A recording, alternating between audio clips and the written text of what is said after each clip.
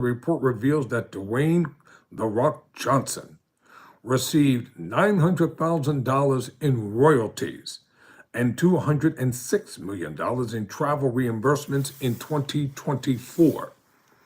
And that's a lot of money there. That's a whole lot of money. So on a recent episode of the Something to Wrestle podcast, WWE Hall of Famer JBL offered insights on WWE's global growth strategy, particularly through international acquisitions, commenting on WWE's recent purchase of Lucha Libre AAA Worldwide. JBL underscored the value of absorbing established promotions rather than building new NXT branches from scratch. He said, quote, "Why wouldn't you look to integrate other companies into your system this way?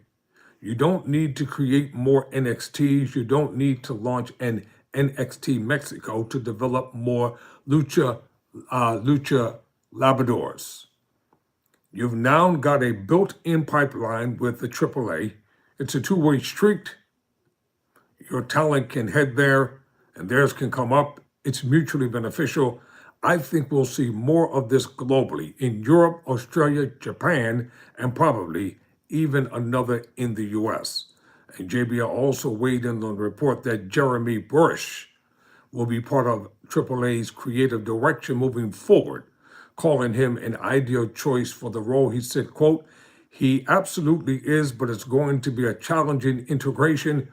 I've wrestled in Mexico since the early 90s, and their style is distinct. They take pride in it. That is true. Lucha Libre is fascinating to watch, and it's entirely different from American wrestling. They take great care in their product, and I like what they do.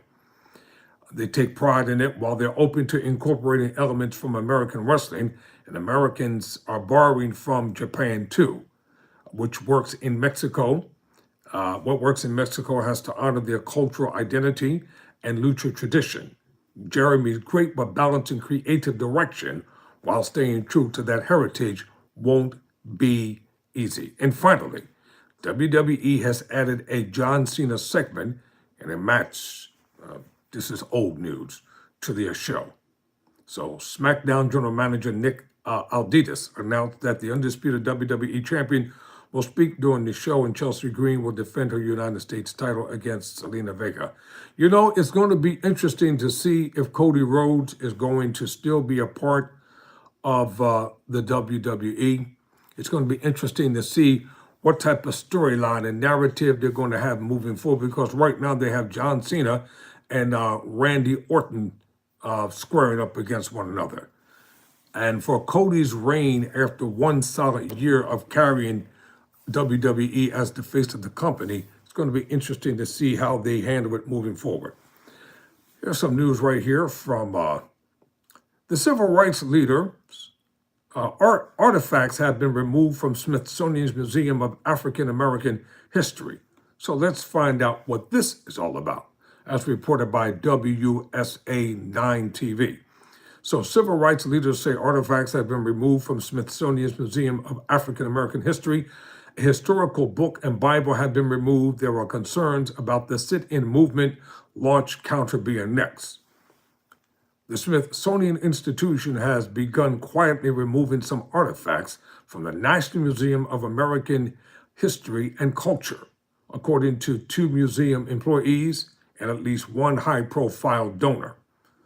Reverend Dr. Amos Brown, a longtime civil rights activist and pastor, tells WSA 9 he was notified via this month that several artifacts be donated, including a Bible he carried during the civil rights demonstrations, were being returned to him.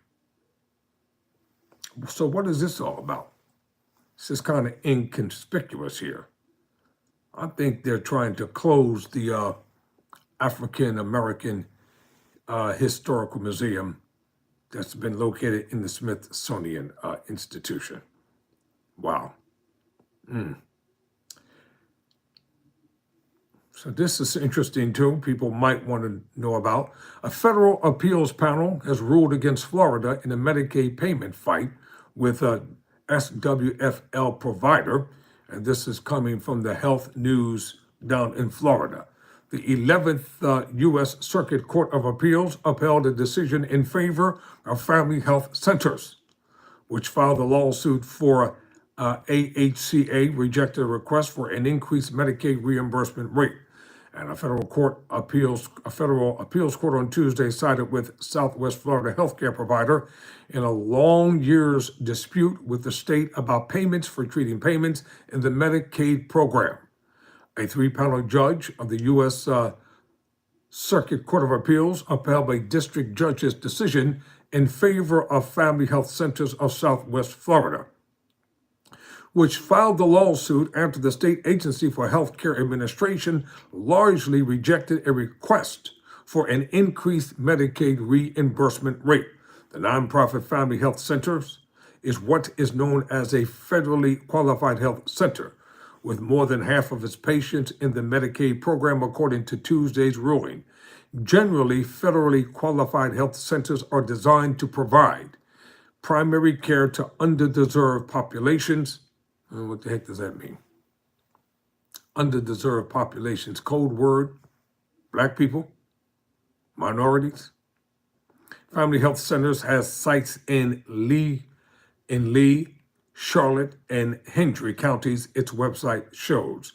The legal dispute involves a complicated formula that the state uses to determine how much to reimburse federally qualified health centers for treating Medicaid beneficiaries. The ruling said federal law requires states to reimburse the centers on a per-patient basis for certain services. Family Health Centers in 2019 requested a boost in its reimbursement rate, saying it had increased services in the region. Tuesday's ruling said the state rejected the bulk of the request, leading to family health care centers filing the lawsuit. The dispute centered on part of a new federal law that required states to raise reimbursement rates when federally qualified health centers have an increase in the scope of services. Well, now listen to this here. This is according to the New York Times, all right? The headline read, Virginia Goffrey, a voice in the Epstein sex trafficking scandal, is dead at age 41. She accused Jeffrey Epstein and his co-conspirator, Ghislaine Maxwell, of recruiting her to join their predatory ring.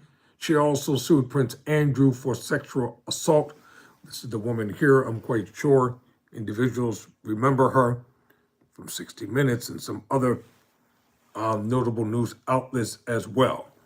Virginia Goffrey, a victim of Jeffrey Epstein's sex trafficking ring, who said she was, quote, passed around like a platter of fruit, end quote, as a teenager to rich and powerful predators, including Prince Andrew of Britain, died on Friday at her farm in Western Australia. She was 41. Ms. Goffrey, pronounced Jeffrey, died by suicide, so they say, according to a statement by the family. She wrote in an Instagram post in March that she was days away from dying of renal failure after being injured in an automobile crash with a school bus that she said was traveling at nearly 70 miles per hour.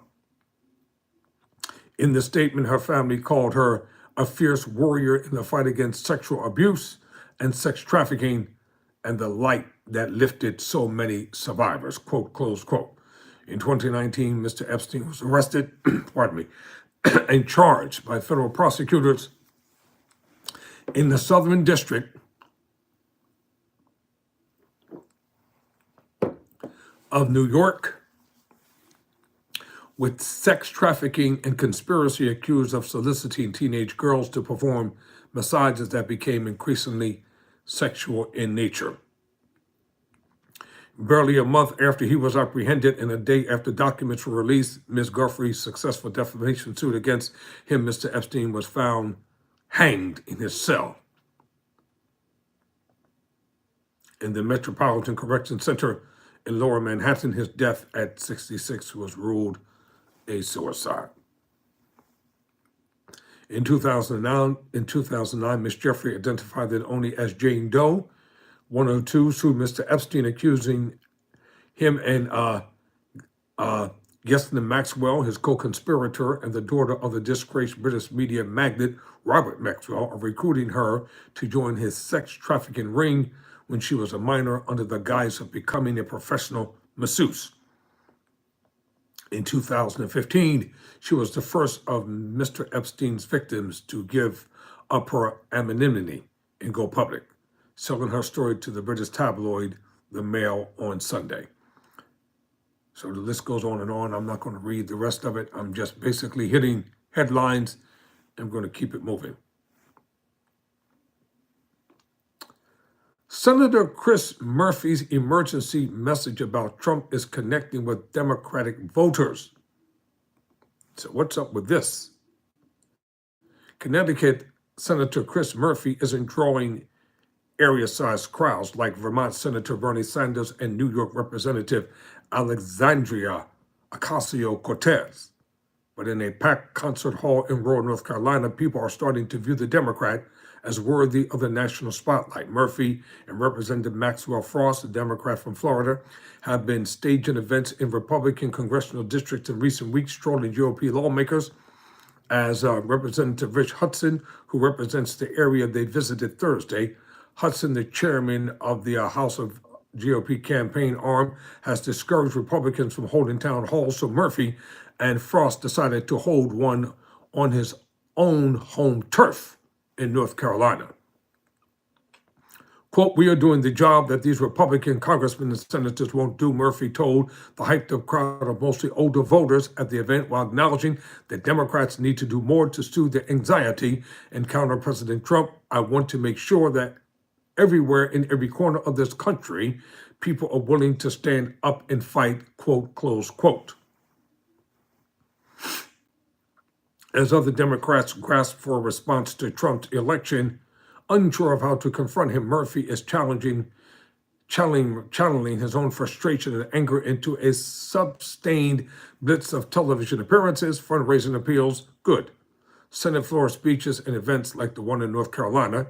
He also is talking directly to voters on social media, including through lengthy live videos on Instagram, where he sits in his kitchen with a cocktail and tries to explain what he sees as the central story of Trump's presidency, the billionaire takeover of our government, and made possible by the destruction of our democracy. It's a methodical approach for Murphy, who is 51, a serious-minded legislator who has been most well known for his years-long fight to stem gun violence in the aftermath of the 2012 shooting at Sandy Hook Emergency Elementary School in Connecticut that killed 20 first-grade students and 6 educators. While in the kitchen talks on Instagram seemed to come more naturally to Murphy than rallying up a crowd, his message is clearly resonating with his party's base of voters, many of whom are angry Democrats in Washington for inaction.